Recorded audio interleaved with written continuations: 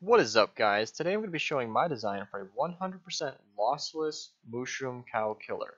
So what this does is exactly what it sounds like.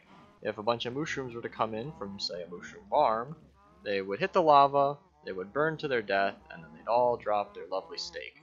And there it goes.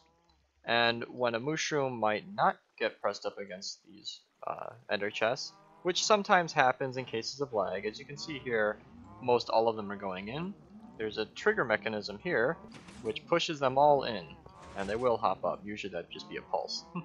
Probably a bad example, but you can imagine that. That just pushes them closer against the wall, and then there's a long delay so that they don't all power at once, and that saves on lag. And that's just this circuit here. I'll explain that later. So typically you just trigger that once every 20 or so seconds to line up with the spawning cycle of mushroom cows, and then that would just correct any of them.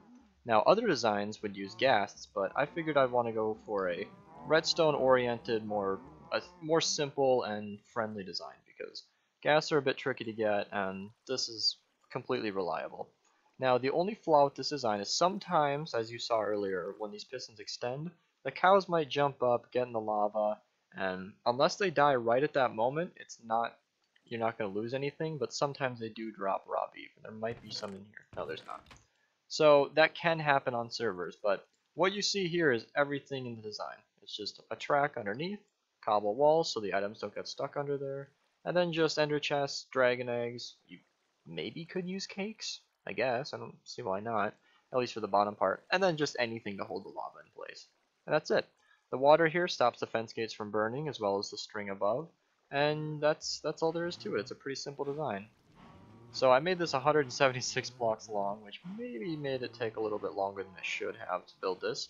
But that's because this is the actual length of the mushroom farm on our server, so I figured I'd get that in. Now, if you were going to build this, I've already shown the side of this design so you can see everything. It's just a repeatable pattern. But the redstone is just like so. You have your input block here that needs to be strong powered, and then every 4 repeaters, so those 4 are 1 tick, 2 tick, 3 tick, 4 tick, and then you get a little bit of redstone here with a delayed repeater going into more, and that makes sure that every 2 redstone ticks, 4 pistons extend. So it's very, very easy on the server. Let me just use a button for this. And then it just does that. Oh, my game was just catching up with itself, but yeah, usually it goes pretty nicely, and you almost never even notice the lag. I'm doing a lot of things right now, so my FPS is kind of suffering. Sorry for that. But I think that just about covers it, so no tutorial necessary. If you want a better explanation on anything in this video, just comment below, and that's it for me. Thanks for watching.